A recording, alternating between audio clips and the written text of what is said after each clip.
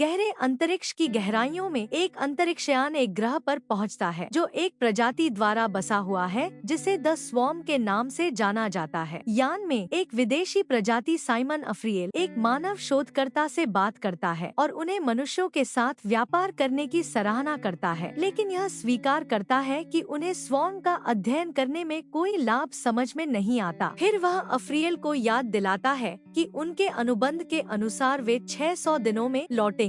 विदाई लेने के बाद साइमन स्वॉर्म के पारिस्थितिकी तंत्र में प्रवेश करता है, जहां वह अपनी संपर्क व्यक्ति डॉ. गालिना मिर्नी से मिलता है, यह सुनिश्चित करने के लिए कि उसे आक्रमणकारी के रूप में न देखा जाए। एक एलियन साइमन के पैर को काटता है, जिससे उसका फेरोमोन क्वींस तक पहुंचता है। स्वॉर्म की छत्ते में विभिन्न जातियां और कई विदेशी प्रजातियां शामिल हैं, जो सामूहिक रूप से जीवन यापन करती हैं। गालिना समझाती है कि स्वॉर्म की कोई जाति भाषा का उपयोग नहीं करती, लेकिन सहजीवी प्रजातियां करती है। वह एक प्रजाति से बात करती है जिसे वह स्प्रिंगटेल्स कहती है, जो कभी अंतरिक्ष यात्रा करने वाली सभ्यता थी, लेकिन स्वॉर्म द्वारा अवशोषित होने के बाद अब परजीवी लुटेरे बन चुकी है। अब तक उसने स्वॉर्म में लगभग 15 सहजीवी प्रजातियां पहचान ली है। स्वॉर्म का मुख्य आहार स्रोत पोषक तत्वों से भरपूर कवक है। साइमन और गालिना एक विशाल प्राणी पर चढ़ते हैं जो उन्हें घोंसले के भीतर और गहरे ले जाता है। वे अंततः छत्ते के दिल तक पहुंचते हैं, जहां क्वींस रहती है, जो आवश्यकतानुसार किसी भी कामकाजी जाति का निर्माण कर सकती है। पूरा घोंसला एक विशाल आनुवंशिक स्वचालित तंत्र की तरह कार्य करता है। फिर वह उसे योद्धा जातियों के बारे में बताती है, जिनका उद्देश्य क्वींस के अंडों की रक्षा करना है।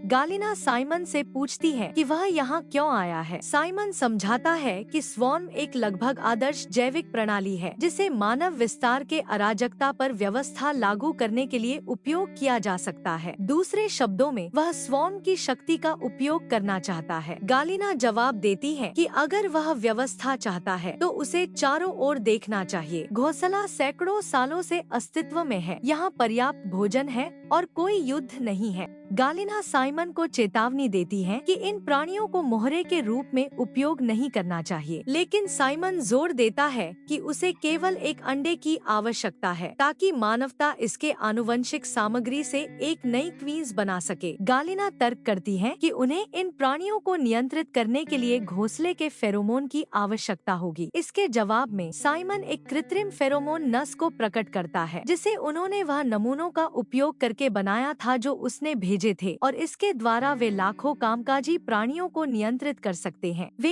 एक दास जाति पैदा करने की योजना बना रहे हैं। साइमन तर्क करता है कि ये प्राणी प्राचीन है और स्वतंत्रता को समझने के लिए पर्याप्त सचेत नहीं है। गालिना सहमत होती है, यह कहते हुए कि यह कोई फर्क नहीं पड़ता कि वे मनुष्यों या स्वॉर्म के लिए काम करें। वह उसकी मदद करने को तैयार हो जाती है, बशर्ते घोंसले को कोई नुकसान न पहुँचे। वे मिलकर कृत्रिम नस निकालते हैं और फेरोमोन का परीक्षण करना शुरू करते हैं। वे फेरोमोन का उपयोग समूहबद्धता, संसाधन संग्रहण, खोदाई, भोजन उगाने, कटाई और अंत में एक अंडा प्राप्त करने के लिए करते हैं। उनकी सफलता के बाद साइमन और गालिना एक दूसरे को चूमते हैं। बाद में 2 स्प्रिंगटेल्स आते हैं और साइमन से बात करते हैं, उसे गालिना के पास ले जाते हैं। रास्ते में उन्हें योद्धा जातियों द्वारा घेर लिया जाता है। साइमन भागता है और योद्धा उसके पीछे हैं। साइमन एक तंग स्थान से गुजरता है, जिससे वह योद्धाओं से बचने में सफल होता है। वह घोंसले के भीतर और गहरे बढ़ता है, लेकिन अधिक योद्धाओं द्वारा उसे घेर लिया जाता है। वह उनसे लड़ने की कोशिश करता है, लेकिन वे उसे पराजित कर लेते हैं और उसे क्वींस के पास ले जाते हैं। एक प्राणी ने गालिना पर पूर्ण नियंत्रण कर लिया है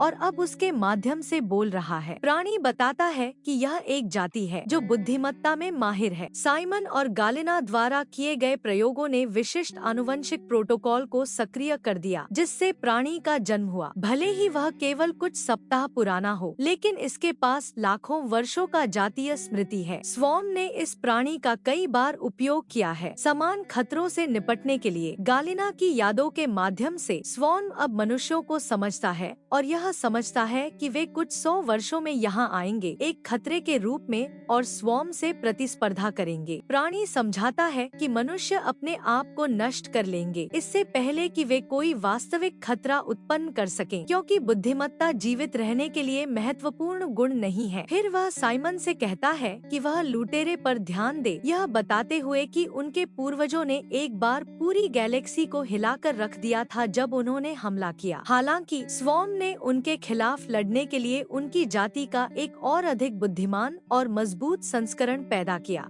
स्वॉर्म साइमन और गालेना को उसी उद्देश्य के लिए प्रजनन करने की योजना बना रहा है। उनके आनुवंशिक संरचना के कारण स्वॉर्म उनके दोनों को प्रजनन के लिए क्लोन कर सकता है। प्राणी साइमन को एक विकल्प देता है, एक बुद्धिमान प्राणी बने रहें और स्वॉर्म की मदद करें या इसके द्वारा नियंत्रित हो जाएं। एपिसोड के अंत में साइमन चुनौती स्वीकार करता है, यह कहते हुए कि मनुष्य अलग हैं और कभी भी परजीवी नहीं बनेंगे। चैनल को लाइक और सब्सक्राइब करना ना भूलें।